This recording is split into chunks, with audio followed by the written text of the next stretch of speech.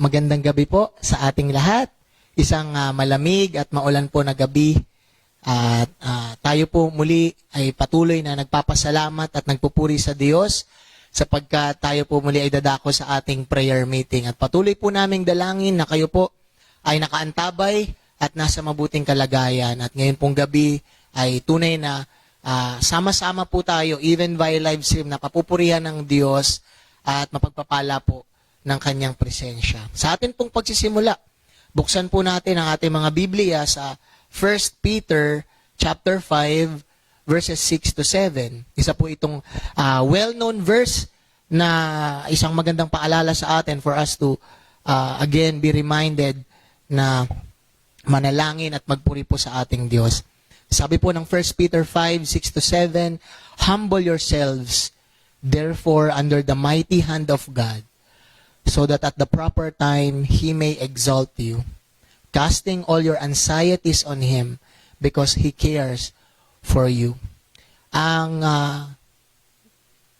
hindi po pananalangin, ang hindi pagbabasa ng Biblia ay isang uri nga ng pagmamataas, gaya ng ating napag-aralan. Kaya po, ang pagpapakumbaba ay inuutos po sa atin ng Panginoon. Magpakumbaba tayo, magpasakop tayo sa kapangyarihan ng Diyos, at tayo'y Kanyang tutugunin, at idadalangin natin sa Kanya ang lahat ng ating alalahanin, sapagkat Siya ay nagmamalasakit po sa atin. So ngayong gabi, we will humble ourselves under the mighty hand of God, and we will cast all our worries sa Kanya sapagkat Siya po ay nagmamalasakit at nagmamahal sa atin. Tayo pong lahat ay manalangin. Aming Diyos, ngayong gabi, we truly, by the power of the Holy Spirit, we humble ourselves.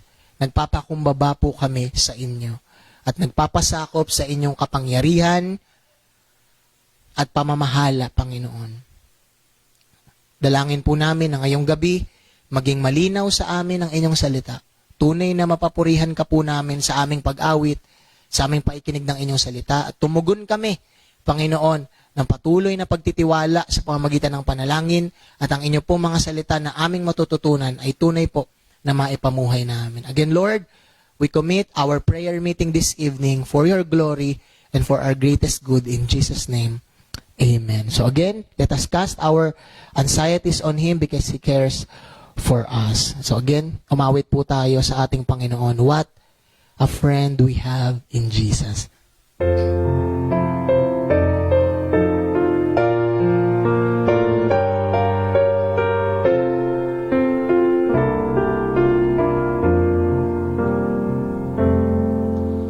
What a friend we have in Jesus. All our sins and griefs to bear. And what a privilege to carry everything to God in prayer. Oh, what peace we often forfeit. Oh, what needless pain we bear. All because we do not carry everything to God in prayer. Have we trials and temptations? Is there trouble anywhere? And we should never be discouraged.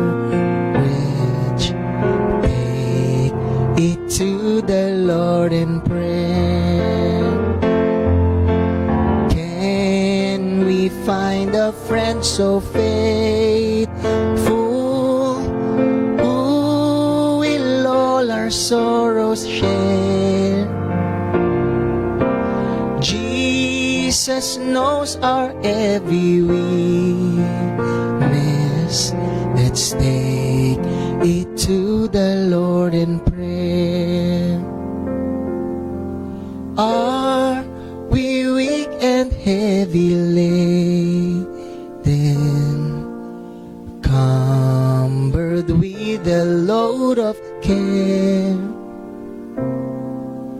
Precious Savior, still our refuge. Let's take it to the Lord in prayer. Do thy friends despise, forsake thee? Take it to the Lord in prayer. In His arms He'll take and shield thee. Thou wilt find a solace there. Thou wilt find a solace there. Amen. Muli, ihanda po natin ang ating puso at isipan sa muling paikinig natin ang salita ng Diyos na ipapahayag po sa atin ni Pastor Ben Sandoval.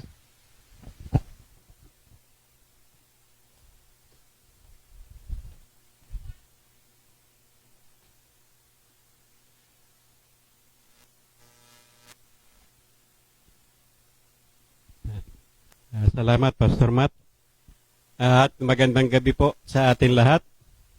Magandang gabi, Sheila.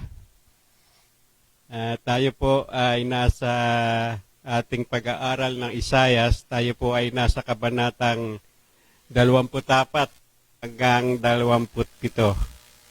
At may mga napili pong 4 na talata na nakakasakop sa mga kabanatang ating nabanggit. Ay basta po natin. Mag-umpisa po sa 24 verse 1. Makinig kayo, wawasakin ng Panginoon ang mundo hanggang sa hindi na ito mapakinabangan at pangangalatin niya ang mamamayan nito. At kapag ito'y nangyari na, sasabihin ng mga tao, siya ang ating Diyos, nagtiwala tayo sa Kanya at iniligtas niya tayo. Siya ang Panginoon na ating inaasahan.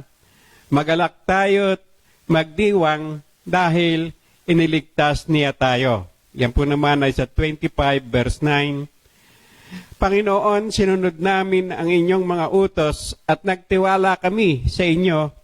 Hangad namin na kayo ay aming maparangalan. 26 verse 8. Darating ang araw na ang mga mamamayan ng Israel na lahi ni Jacob ay magkakaugat tulad ng halaman. Magkakasanga ito, mamumulaklak at mamumunga ng marami at pupunuin ang buong mundo. 27 verse 6. So tayo po'y manalangin. Painaming Diyos sa mga makapangyarihan, sa gabing ito ipinagkakatiwala namin sa iyo. Ang gabing ito na gawa mo, Panginoon, upang minsan pa ay alalahanin namin ang iyong kapangyarihan bilang buhay na Diyos na nakakarinig ng aming mga panalangin. Kaya, Panginoon, sa pagkakataong ito, ang tanging hiling namin ay ang patnubay ng iyong banal na Espiritu upang ganap na maunawaan ng bawat isa sa amin ang katotohanan ng iyong salita. Purihin ka, O Diyos, sa pangalan ni Jesus. Amen and Amen. So sa pagsisimula po sa chapter 24, ay ito po ay nagpapakita ng pangitain ni Isaias tungkol sa paghatol sa buong mundo. Nung po nakaraan nating pag-aaral, ito po ay judgment to all the Gentile nations. Ngayon po, ito naman ay para sa buong mundo, kasama na po ang kanyang mga tao. Ang sabi po ng 24 verse 21, sa araw na iyon, parurusahan ng Panginoon ang mga makapangyarihang nilalang sa langit, pati ang mga hari rito sa mundo. So alam po natin na ang buong sanlibutan ay nagkasala sa Diyos, simula pa sa unang lalaki at babae sa paraiso. Walang matuwid, wala kahit isa. Ang lahat Hudyo man o Hintil ay nasa ilalim ng kasalanan. Ito po ang sinabi ni Apostol Pablo sa Roma 3:9 at 10.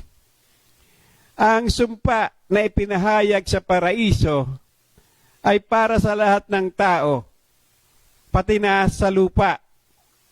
At sa nakikita natin ngayon,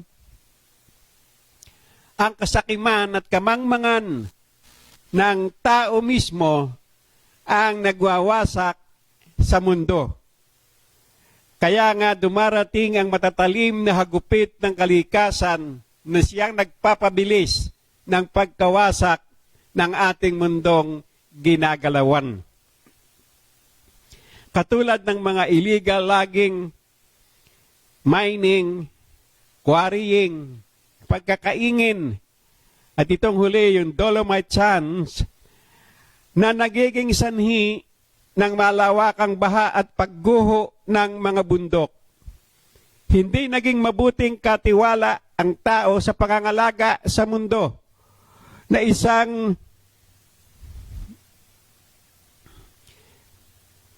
malaking karangalang ibinigay ng Diyos sa tao. Ito po ay makikita sa Genesis 2:27 and 30 nang ipagkatiwala niya kay Adan nang lalangin ng tao sa wangis ng Diyos at ipagkatiwala kay Adan ang pangangalaga sa mundo at sa lahat ng naririto. At ang nangyayari po ngayon, ang tao na rin na pinagkatiwalaan ng Diyos, ang siyang nagwawasak maging ng sarili niyang katawan na nabubuhay lamang dahil sa hininga ng Diyos. Ang talamak na bisyo, immoralidad sa lahat ng antas at edad. Sa lahat ng antas, sa anumang lipunan kang ginagalawan, mahirap, mayaman, bata, matanda, ay talamak po ang immoralidad.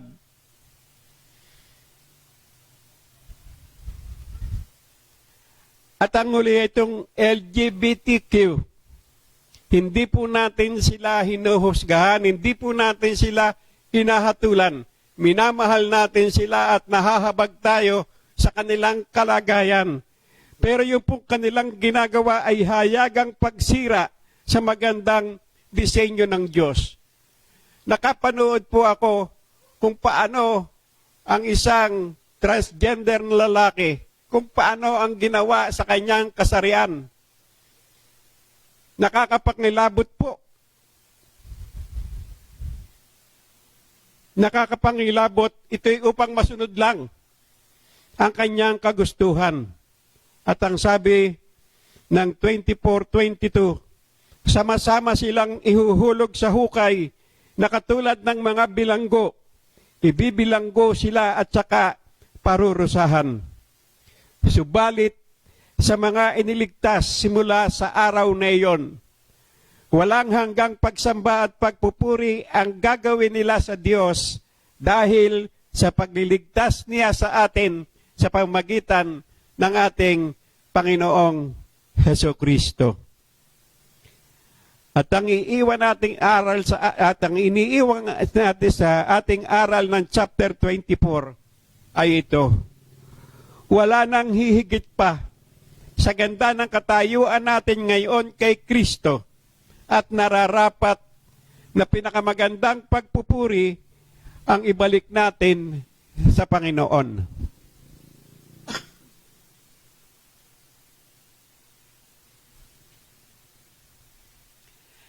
Chapter 25, ito po ay pagpupuri sa Diyos dahil sa kanyang kamukhamanghang mga gawa. Nakapaloob po ito sa binasa nating talata na 25:9. At bago po yung dumating ay mayroon po ganitong talata sa 25:8. Aalisin din ng Panginoong Diyos ang kamatayan at papahirin niya ang luha ng mga tao. Aalisin niya ang kahihiyan ng kanyang mga mamamayan sa buong mundo. Totoong mangyayari ito dahil sinabi ng Panginoon. At nangyari na nga po ang pagwasak sa kapangyarihan ng kasalanan sa kamatayan ng ating Panginoong Jesucristo sa krus. Tunay po ang kamatayan, tiyak na darating at kinatatakutan maging ng mga taong piniling alagaan at turuan ng Diyos. Sa pamagitan ng paulit-ulit na paghahandog sa altar at sa pamagitan ng mga pahayag ng mga propeta, ay inihahanda sila ng Diyos hanggang sa pagdating ng pangakong Emmanuel. Ang kanyang kamatayan sa krus ang nagwasak sa kapangyarihan ng kamatayan na siyang kabayaran sa kasalanan. At ang sabi ng 1 Corinthians 15:55, nasaan na kamatayan ang iyong tagumpay, nasaan na ang iyong kapangyarihan. At dahil dito, tumatag ang pananalig sa Diyos ng mga piniling tao. At ang sabi nga ng ating Panginoong Jesucristo sa Juan 11:25 and 26 nang kausap niya si Marta, nung kasalukuyang patay ang kanilang ang kapatid na si Lazaro, ay sinabi ni Jesus, ako ang muling pagkabuhay at ang buhay.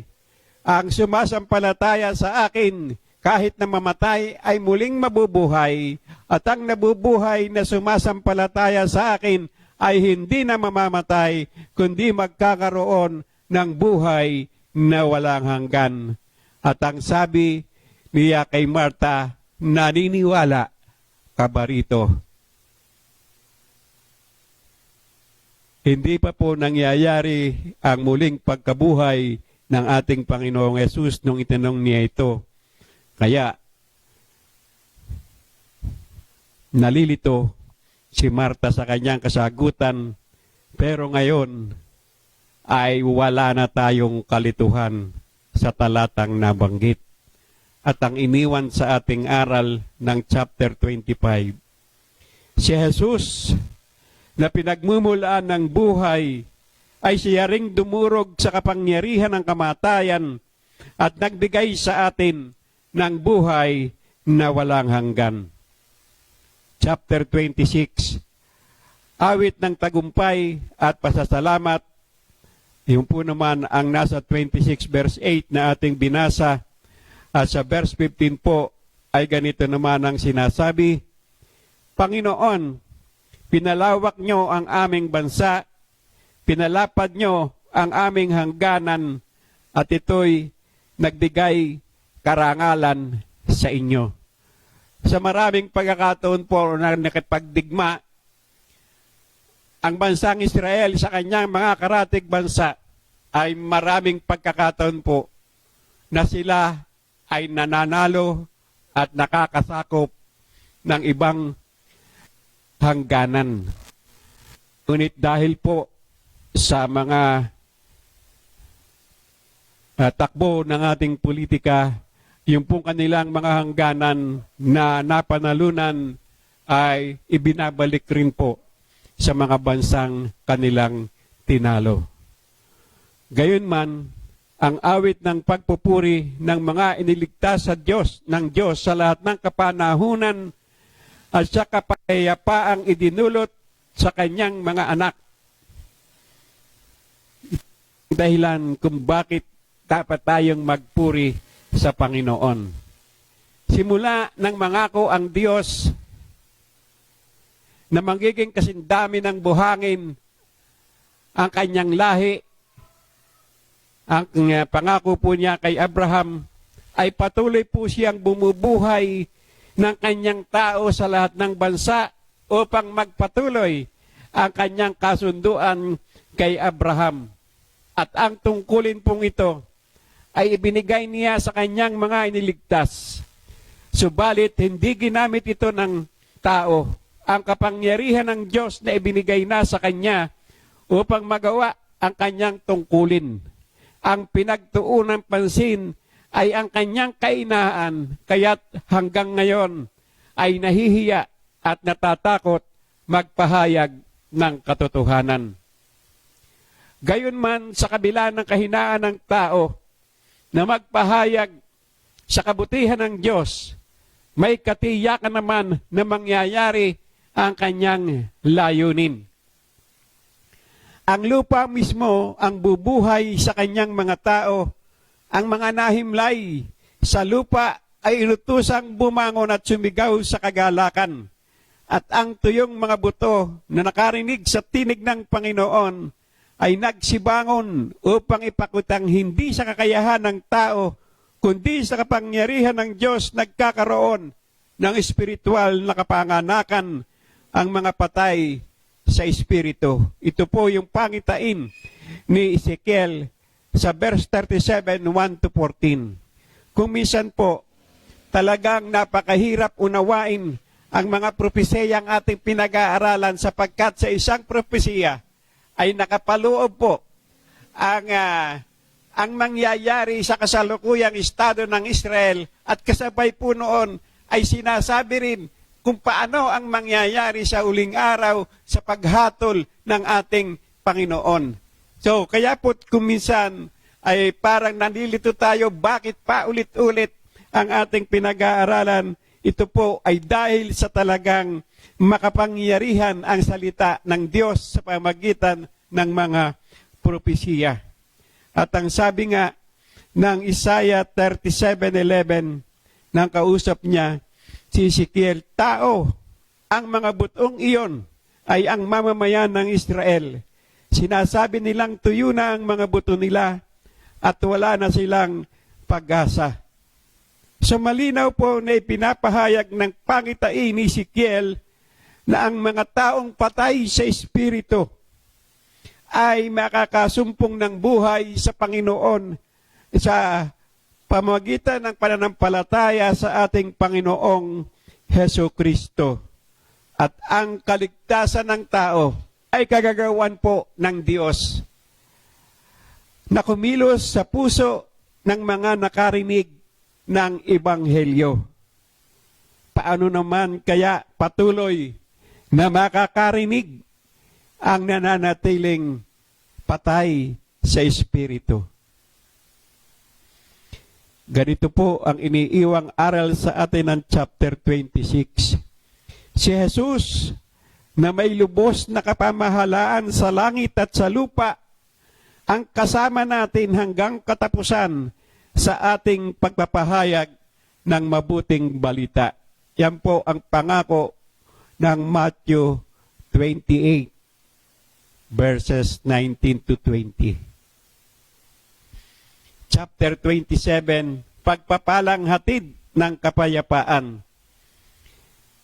At bumalik po tayo sa kabanatang 19, chapter 25 ay ganito po. Pagpapalain sila ng Panginoong makapangyarihan at sasabihin, pinagpala ko ang mga taga-Ehipto na aking mga mamamayan, ang mga taga-Assyria na aking nilalang, at ang mga taga-Israel na pagmamay-ari ko. Ang ganap pong kapayapaan ay nakapaloob hindi lamang sa bansang Israel, kundi sa lahat ng mga bansa nakikilala sa pagkapanginoon ng ating Panginoong Hesukristo. God is always in control. At nang wasakin po ng bansang Israel noon ang mga Diyos-Diyosan, ay naranasan nila ang masaganang pagpapala ng Panginoon. Ngunit ang mga lungsod ng mga hindi kumikilala sa Diyos ay nanatili pong wasak at walang naninirahan. At sa huling talata po ng 27, sa pagtunog ng trumpeta, ang mga mamamayang binihag at pinahirapan sa Assyria at Ehipto ay magsisirating upang sumamba sa bundok ng Diyos ang Sion. At mamamayani ang ganap na kapayapaan. Ang aral na iniiwan sa atin, may ganap na kapayapaan sa puso ng mga taong may kapayapaan sa Diyos at nagtataglay ng kapayapaan ng Diyos. In conclusion, napapatunayan natin sa 4 na kabanatang nabanggit. Tunay na inilagay tayo ng ating pananampalataya sa Panginoong Hesukristo sa napakagandang katayuan. Hindi lamang tayo iniligtas sa hatol na kamatayan, kundi binigyan pa tayo ng buhay na walang hanggan. At hindi lang ito, patuloy tayong iniingatan, tinuturuan, at inihahanda hanggang sa kaganapan ng kanyang pagliligtas. Kaya naman simula noon hanggang sa kaluwalhatiang magpakailanman ay patuloy tayong magpupuri at aawit ng pasasalamat sa tagumpay na nagbunga sa atin ng ganap na kapayapaan sa Diyos, panatag na kalooban at matiwasay na pamumuhay. Ang mga bagay na ito ay banaag pa lamang sa ngayon. Subalit, ang maningning na kaluwalhatiang darating ay ipinararanas na ng Diyos ngayon sa mga taong masunurin, mga anak, at tumutupad sa kanyang mga utos, sumusunod sa kalooban ng Diyos. Ito ang kahulugan ng Kristiyanong pamantayan, na ang pagsunod sa kalooban ng Diyos ay laging nagtatapos sa masaganang pagpapala. Obedience always brings blessing. Hindi po ito, ang pagpapala po ng Diyos ay hindi yung pag-angkin sa pamagitan ng salita na akin na ito, Panginoon.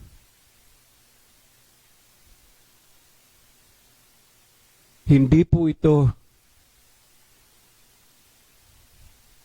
kaisipan na kapag nakakita tayo ng isang bakanting loting na katiwangwang o isang gusaling walang naninirahan, ay sasabihin natin sa Panginoon, akin ito, Panginoon. Ang pagpapala po ay nakakamtan lamang sa pagsunod sa kalooban ng Diyos.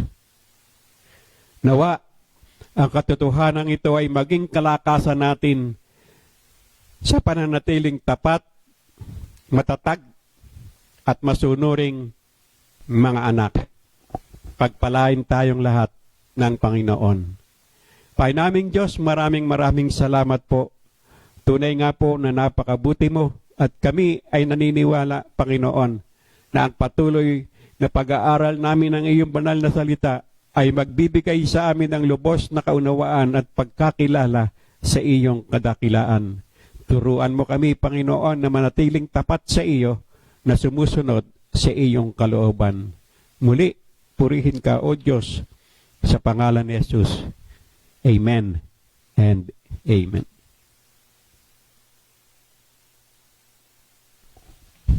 Amen. Salamat po, Pastor Ben. At sana po naging malinaw yung mga prinsipyo at katotohanan na itinuro po sa atin. Na sa mga chapters na ating pinag-aralan, yung judgment po, yung holy punishment ng Panginoon ay inilahad hindi lamang sa Israel, kundi sa buong mundo sapagkat tayo po ay makasalanan at ang Diyos po ay makatarungan. Kaya sabi nga po ni Pastor Ben, napakaganda ng ating kalagayan, ng ating katayuan ngayon bilang mga anak ng Diyos, na sa kabila na tayo ay parte ng makasalanang sanlibutan, tayo po ay niligtas ng Panginoon at yun po nawa ang lagi nating aalalahanin. At yung prinsipyo po na itinuturo, of course, ng Diyos sa Israel, na ang bawat pagsuway, ang bawat kasalanan ay may kaakibat na pagpaparusa. Ngunit may kaakibat pong pagpapala ang pagsunod sa kanyang kautusan at kalooban. So again, tayo po ngayon ay dadako sa ating pananalangin Sana po kasama ninyo ang inyong buong pamilya at tayo po ngayon ay dadako na sa sama-samang pananalangin. At lagi po ang ating order ng pananalangin is una ay i-recognize natin kung sino ang Diyos na ating pinapanalanginan, na siya ay makapangyarihan, siya ay in control, sovereign, mabuti at tapat. Tayo po ay patuloy na magpapasalamat at hihingi ng tawad sa Kanya sapagkat siya po ay banal, at huli po ang ating mga pagdulog at paghiling sa Kanya. So again, patuloy po nating ipapanalangin patuloy ang LCC family, ang probisyon at proteksyon ng Panginoon, ang kalagayan po ng ating bansa, ng ating gobyerno, and also ang patuloy po na pag-propagate ng salita ng Diyos sa pamagitan po ng ating mga buhay at ng ating pong church. So again, bago po tayo mag-pray, inaanyayahan ko po na wag po kayo mag-hesitate na i-PM kami or i-inform kami ng inyo pong mga specific prayer request. Gaya po ng ginagawa ng karamihan, ina-update po nila kami via messenger.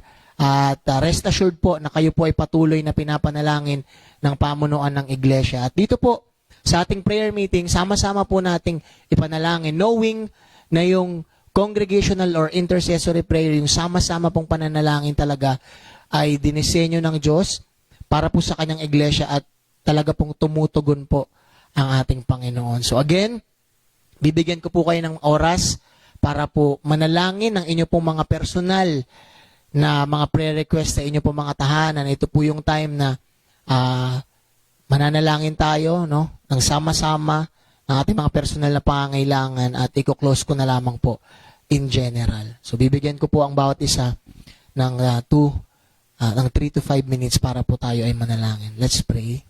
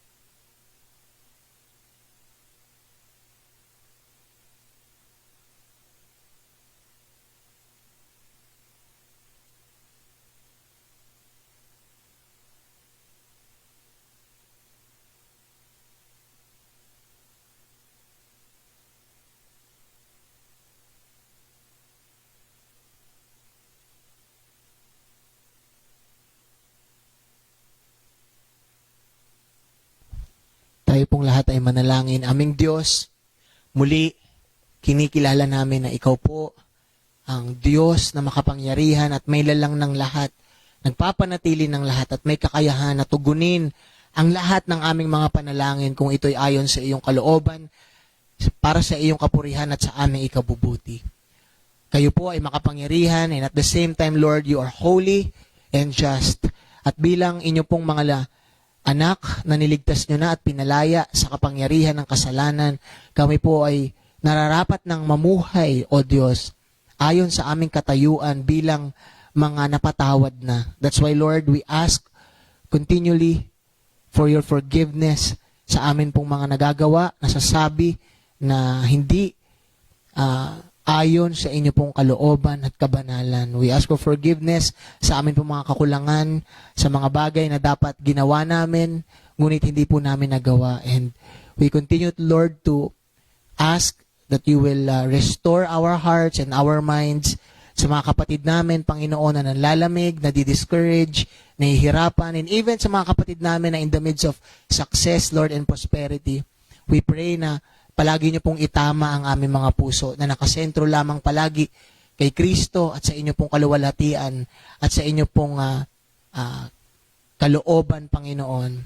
And patuloy din po kaming nagpapasalamat, nagagalak sa lahat po ng mga panalangin na patuloy niyo pong tinutugon. Salamat po sa patuloy po ninyong probisyon sa aming lahat, sa aming pong mga pagkain, sa aming pong tirahan, Panginoon, at tinutuluyan, sa pag-iingat sa bawat araw, sa mga kapatid namin na nag-work, na expose, Panginoon, and yet you are protecting us, Lord, by your power and grace.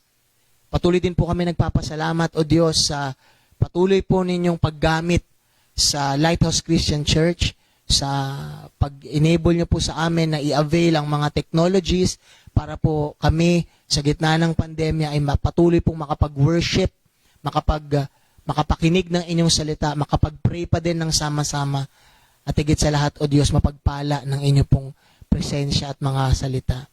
Salamat po sa mga taong ginagamit ninyo. Salamat po kay Pastor Ben, kay Sister Nitz. Salamat po sa mga narito rin na tumutulong po sa multimedia, especially kay Kuya Ray, kay Kuya Echo, and kay Carl. At sa amin po lahat na narito, salamat po dahil patuloy niyo po kaming iniingatan at pinapalakas. Dalangin po namin, hindi lamang kami, kundi ang lahat po ng LCC family at sa lahat po ng kapamilya at mga mahal sa buhay ng aming mga kapatid sa Panginoon. Dalangin namin, O Diyos, ang inyo pong patuloy po na pag-iingat.